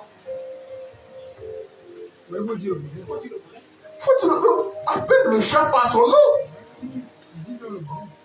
Attends, le premier, je ne comprends pas. Tes enfants ont le bonnet, tu leur dis que tu as le bonnet, ils vont se fâcher pourquoi? Tu as le bonnet, dis que tu as le bonnet. Hein? Il faut dire à Jules que le bonnet là, que tu as eu ton bonnet là sur la tête, tu peux me faire quoi? C'est ça.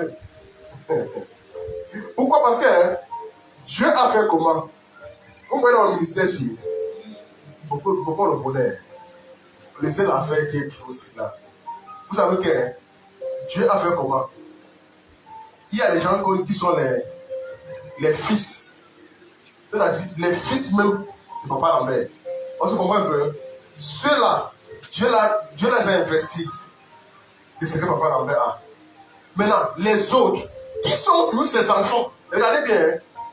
Tu mettras une ceinture à Aaron et ses fils aussi ont ça. On se comprend un peu. Maintenant, les autres, et tu attacheras des bonnets aux fils. C'est-à-dire, les autres, c'est le bonnet.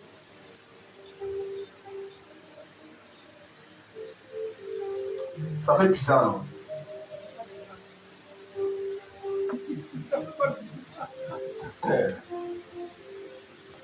Au fils d'Aaron, on dit le sacerdoce. En fait, c'est pas dire que vous n'allez pas régner. Le sacerdoce aussi a vu. Tout à vous. Mais seulement, il y a une différence au milieu de vous que Dieu a fait. Ce n'est pas vous qui décidez. Amen. Tout ça, je suis en train de vous montrer ici là, c'est-à-dire tous les niveaux de revêtement. Même lorsque on dit en église on va prier pour le revêtement, ce n'est pas la même chose qu'on reçoit. Ce n'est pas la même chose. Et sois conscient. Et j'ai dit la dernière fois ici là, est-ce que tu connais même le type de revêtement que tu as reçu? J'ai pas laissé ça la dernière fois, non? Qui connaît le type de revêtement qu'il a reçu? Parce que chaque revêtement a un mandat, chaque revêtement a une fonction. Si tu ne connais même pas ton type de revêtement que tu as reçu, tu pars où avec? Tu pars où? Chaque revêtement qui vient. Parce que lorsqu'on remonte au verset 7, on remet au verset 7, tu prendras l'huile d'onction. Non, reviens au verset 6. Le 5 ou 6. Tu prendras les vêtements et tu revêtiras Aaron de la tunique, de la robe, de l'éphod. On dit de l'éphod et du pectoral. Tu mettras sur lui. Regardez comment toutes les indications sont données. C'est la même chose qui se passe dans l'esprit. La même chose. Il n'y a pas de différence. Hein. C'est la même chose. Et quand Dieu vient, il y a des gens à qui Dieu revêt. Il leur donne une tunique. La robe de l'éphod, c'est-à-dire ça descend sur eux. Dieu leur donne ça. Et quand la robe de l'épouse vient sur toi, rassure-toi, ça va venir avec du pectoral. Et on va mettre une ceinture de l'épouse sur toi. Donc il y a déjà la ceinture de l'épouse sur toi. On se voit un peu. Mais les autres, ce n'est pas le cas. On se comprend un peu. Ce n'est pas le cas. Maintenant, remonte au verset 6. Remonte. Remonte. On dit tu poseras la tiare sur sa tête et tu placeras le jardin. Il s'interdit sa tête.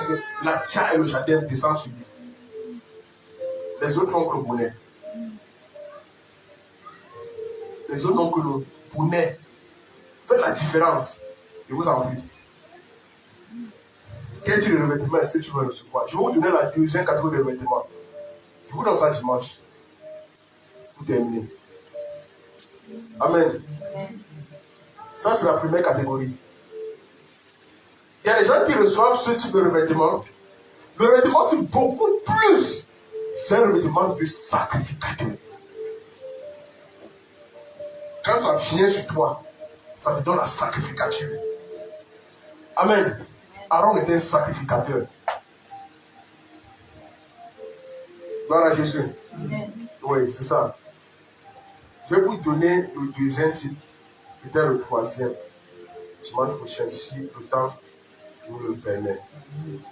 Amen. Amen. Avant de travailler ta sanctification. Parce qu'on a dit au verset 4, le verset 4.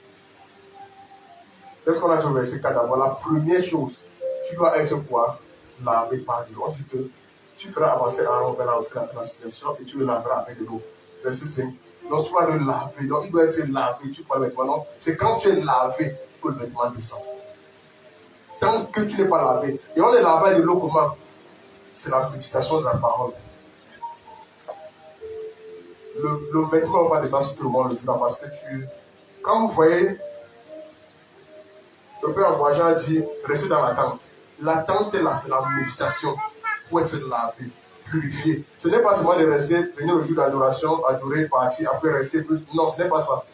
La tente, c'est rester connecté à la parole, méditer, prier, se laver, se nettoyer. Donc le jour-là, ça vient trouver un cœur disposé, prêt à recevoir. Sinon, ce n'est pas tout le monde qui recevra le revêtement. Ce n'est pas parce qu'il est rentré que l'équipe va commencer à tomber en transe. Vous allez voir, les faux transes vont se passer. On va dire que ce revêtement. Excusez-nous. Ézéchiel 36, 25 à 32. Ne soyez pas connectés à la source. Ne vous lavez pas par la parole. Ne vous purifiez pas. Attendez au revêtement.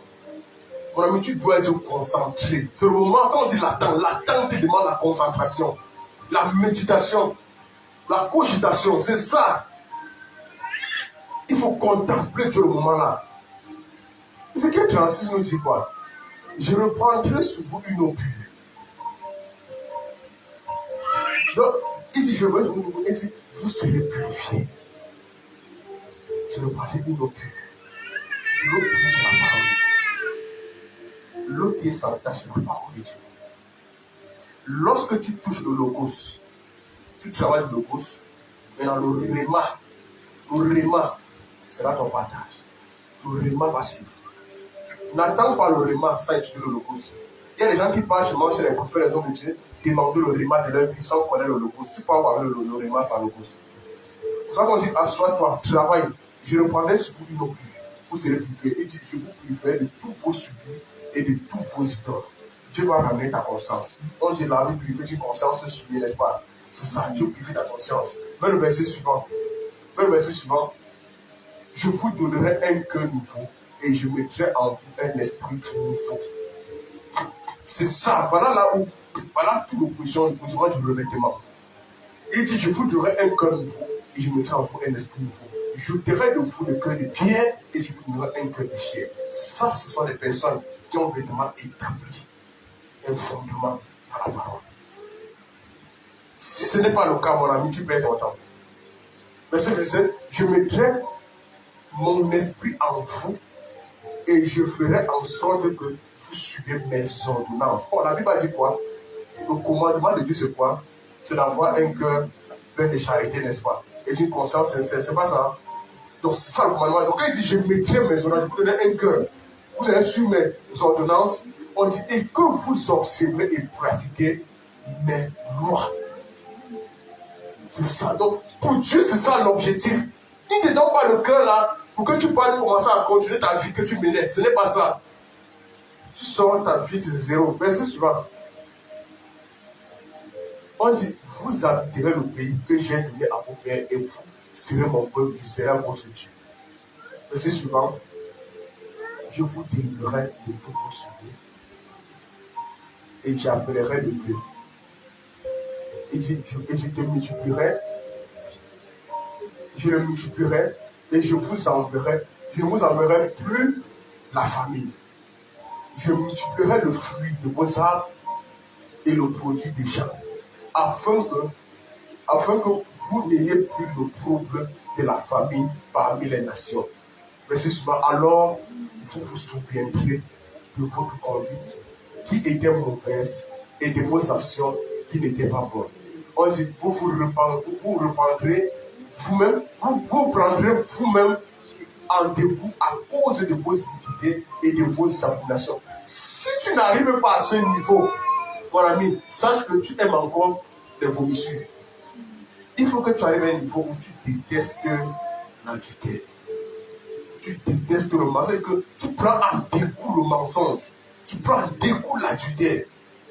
C'est ce que je comprends un peu. C'est à ce niveau-là que tu as réussi à avoir un cœur nouveau.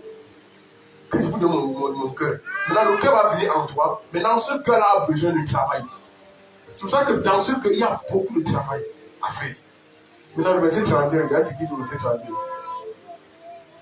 Ce n'est pas à cause de vous que j'ai agi de la sorte. Ce n'est pas à cause de vous. Il dit le Seigneur l'Éternel, sachez-le, ayez honte et réjouissez et rougissez de votre conduite, les hommes. Tout ce qui te demande, c'est d'avoir honte de ton cœur. La saleté de ton cœur, là, il dit qu'il faut avoir honte de ça. Amen. Oui, parce que beaucoup de personnes sont là aujourd'hui, ils se justifient, ils se proclament qu'ils sont tellement propres, tellement saints, tellement vrais. Et c'est mal à juger d'autres personnes. Mon ami, il faut avoir honte de toi-même. Amen. Afin que Dieu fasse lui sa lumière dans ta vie. Que Dieu vous donne son nom de Jésus. Amen. Amen.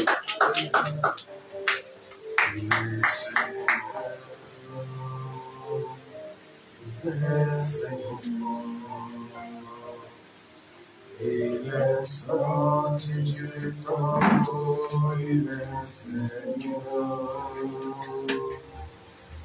Je confessera,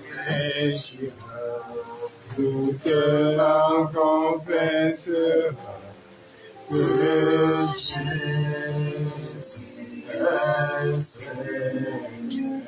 Il est Seigneur. Jésus-Christ est Seigneur. Amen. Il est sorti du tombeau, il est Seigneur. Alléluia. Tout genou fléchira, toute langue confessera que Jésus est Seigneur. Jésus-Christ est Seigneur. Amen. Il est sorti du tombeau, il est Seigneur. Alléluia. Tout genou fléchira, toute langue confessera que Jésus est Seigneur. Oui, Père, nous avons compris ta parole, nous avons reçu la sémence, nous avons reçu, Père, ton esprit. Alors Jésus, accorde la grâce de nous conformer à cette parole. Comme tu nous dis dans le livre de Jacques, ne vous bornez pas à écouter seulement, mais mettez en pratique. Avant de le mettre en pratique, cette parole afin de vivre, Seigneur, la pleine puissance, le revêtement, la grâce, de réussir dans l'attente, Père, de ce vêtement glorieux que tu nous réserves. Lorsque tu as dit aux apôtres, restez ici et attendez. Papa, ils ont attendu, Seigneur. Ils n'attendaient pas dans les disputes, ils n'attendaient pas dans les querelles, mais ils attendaient dans la méditation, dans la prière, dans le commun accord.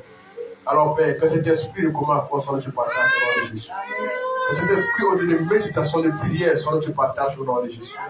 Accorde la grâce, Seigneur, de marcher, Seigneur, en nouveauté de vie, au nom puissant de Jésus. Amen. Nous remettons à toi, Seigneur, et nous croyons, Père, que ce travail, c'est toi qui as commencé, et c'est toi qui vas l'achever. Et tu nous dis, Père éternel, vaut mieux la fin des choses que son commencement. Nous croyons, ô Dieu éternel, que nous sommes toujours victorieux. Parce qu'à la fin, Seigneur, tu as été victorieux. Lorsque tu es venu sur la terre, tu n'avais pas de beauté. Tu n'avais pas d'éclat pour attirer les regards. Mais à la fin, c'est toi qui as été glorifié. Alors, Père, nous croyons, ô Dieu, que la fin, Seigneur, a été plus meilleure. La fin, Seigneur, est plus resplendissante, ô Dieu éternel, que le début.